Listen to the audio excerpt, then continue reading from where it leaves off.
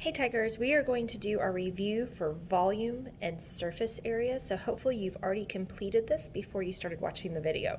If not, please stop, go back, complete the review, and then watch the video to see how you did so you know what you might need to study. All right, the first question says, Ben drew a cylinder with a 10-inch diameter. Okay, notice that they did not draw one, so when they start telling you this, you should.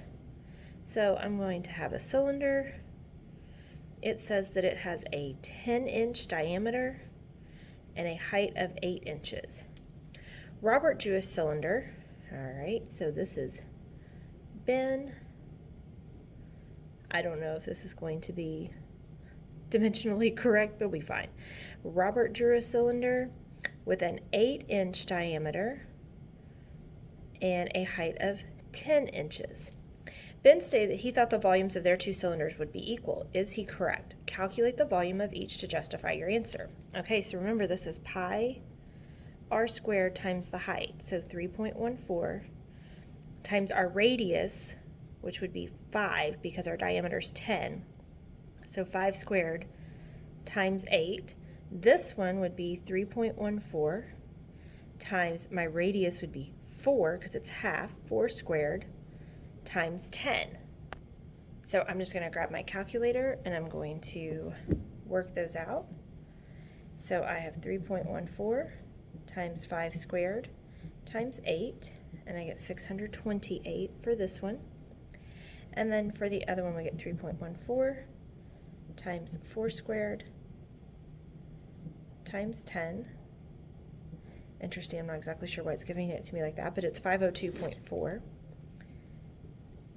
So he thought they would be equal. They are not equal. And then you can use whatever information out of that for how you'd like to justify that. Okay? All right, so then it says describe the relationship between the radius and the diameter. So remember the diameter is all the way across. The radius is half across. So the diameter divided by 2 is equal to the radius. All right, it says suggest a possible question that could be asked based on the volume of this figure and then solve for the volume. Okay, so, looks like a water cup, when you go and you get the water out of the little dispenser. So the question could be, how much water would this cup hold? Okay, so it's a cone. So it is 1/3 pi r squared times the height. So 1/3 times 3.14. times, this is a diameter, so we have to do half of that to get the radius. So 3.5 divided by 2 would give you 1.75. So I need 1.75 squared times the height of 4. All right, so then I'm just going to put that into my calculator. Let me clear this. So in my calculator, I'm just going to type 1 divided by 3 times 3.14 times 1.75 squared. Whoops. I put a 2 in there. You change that to a 5. 1.75 squared times 4. And then I'll hit enter, and my value is 12.82. So we have a volume of 12.82 inches cubed. Okay? All right, then we're going to look at the last question in this section. And it says, find the volume of a sphere with a radius of 2 1/4. Write your answer in terms of pi, and using pi is 3.14. So we talked about how to do this when we needed to put them in terms of pi. And I'm just going to fold this down so I have a little bit more space and you can see better. All right. So our formula is 4/3 pi r cubed. So I'm just going to do 4/3 pi. My radius is 2 1/4, and when I cube that, this is how we would leave it in terms of pi. So let me get that out of the way and clear all this.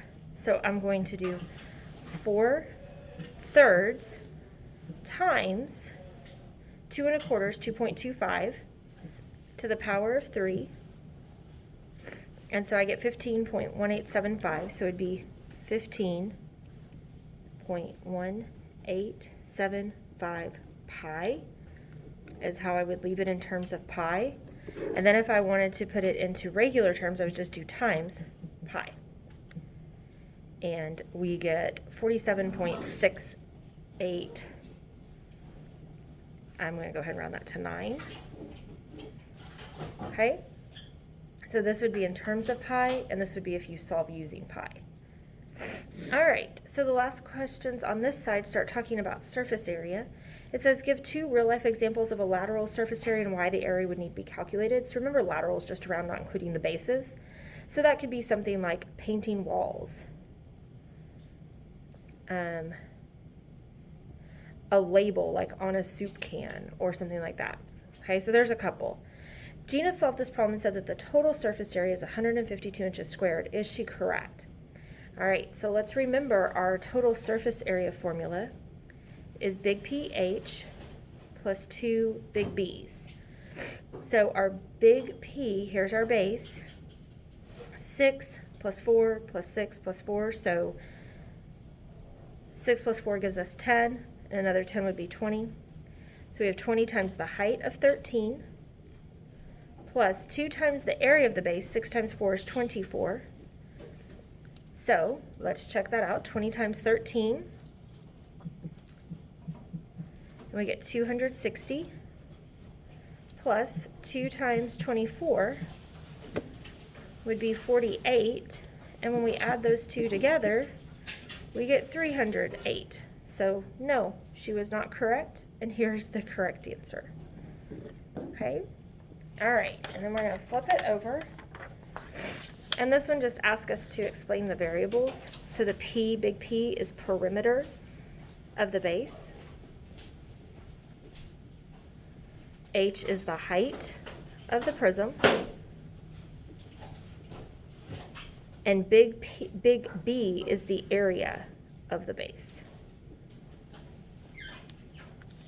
And then for a cylinder, pi is 3.14. H is the height of the cylinder, and R would be the radius of the cylinder, of the circular base. Okay, so we'll just write it like that. All right, then the next one says a rectangular gift box has the dimensions of 50 by 35 by 5. You have wrapping paper with dimensions of 75 by 60. Do you have enough wrapping paper to wrap the gift? Why or why not? All right, so remember, you want to sketch your rectangle to kind of help you figure this out. So it looks like, I don't know, my picture's not very good, but it's okay. So we're going to call this 35, 50, and we'll call that 5. So if we need to find our total surface area, big PH plus 2 big B's, so my perimeter would be the 50 plus 50 plus 35 plus 35, so that's 170 times a height of 5, plus 2 big B, so 50 times 35, 50 times 35 is 1750.